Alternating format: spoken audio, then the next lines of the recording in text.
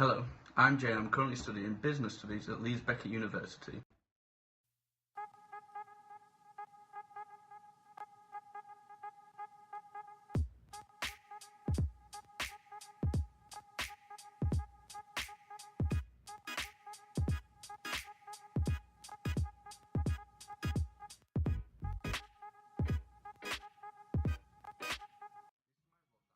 For the Understanding Markets and Customers module, in which I'll be speaking about the clothing and skateboard brand Supreme. I'll be speaking about the key factors in the marketing environment that will affect the business and how they'll deal with it.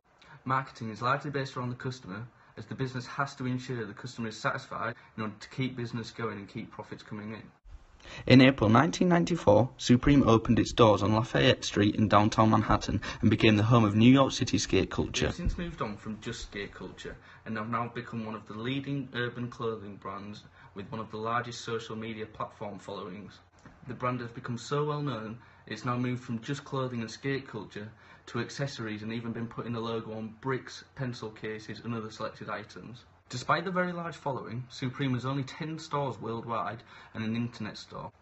Due to the quantity supplied at a single time being very low, demand is always very high and stock will sell out within a matter of seconds.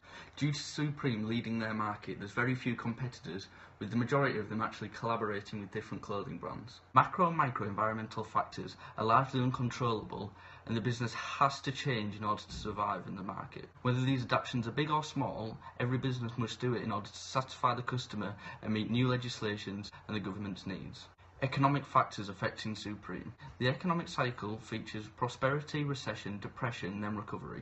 If the economy is booming, it's likely that sales for Supreme will go up as the demand is high and the prices are high to match. However, if in a recession or a depression, the demand is definitely going to drop due to the high prices and people can't afford simple necessities, let alone expensive luxury items. If the economy is in a recession, Supreme will likely try and counter this with celebrity endorsements and collaborating with other high quality brands such as Gucci, Louis Vuitton and others. This can influence profits made by the business and the quality of goods that the consumers are given. In America, the corporate tax is 40%, which is a large sum of Supreme's revenue. This might influence them to increase their pricing in order to get higher profit margins. An indirect tax, such as sales tax per unit tax, or VAT, is a tax collected by the intermediary, such as a retail store, from the person who ultimately bears the tax, e.g. a consumer. Exchange rates play a large part in the company's success, as tourists have now taken to moving to the London store to buy their high quality clothing for cheaper. This is because a weak pound means that imports cheaper and exports dearer, showing that we get more money for our exports but less for our imports, so we sell them for less when they arrive. Due to the constantly fluctuating interest rate, Supreme has to alter its pricing in order to match how much the consumer is willing to spend. This is because if interest rates are low, it increases consumer spending. However, it might not affect Supreme so much, as it's unlikely someone would take out a loan in order to buy high quality clothing. Socio-cultural factors are always changing as people's taste and fashions constantly moving forward and they want to keep up with the latest. Obesity in America is growing steadily. Therefore, Supreme has to make sure to cater to these new needs by running out XXL, making them large sizes so that they fit more people and therefore can satisfy more customers. This will increase profits as they will have more people willing to buy their things and also can give them a good image for catering to plus size people.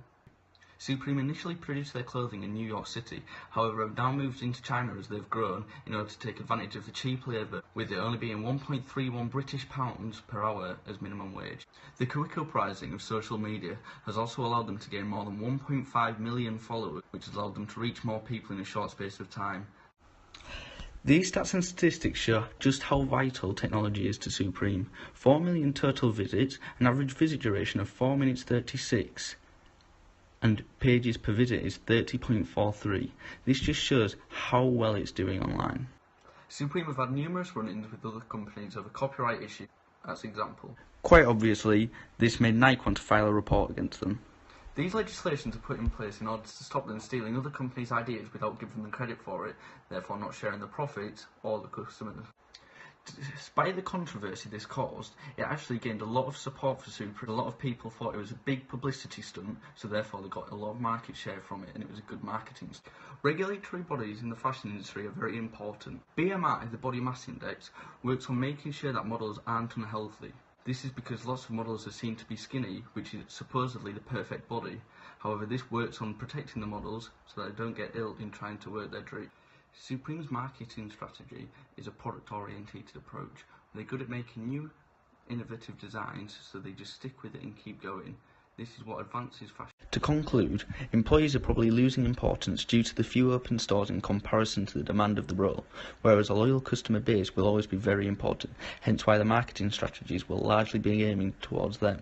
Suppliers will rely on them for job security and business due to needing to provide for themselves and their families. Managers will be hugely affected as changes in the market failing to be catered to could result in a grand loss of money. I'm Waudby and thank you for watching my vlog.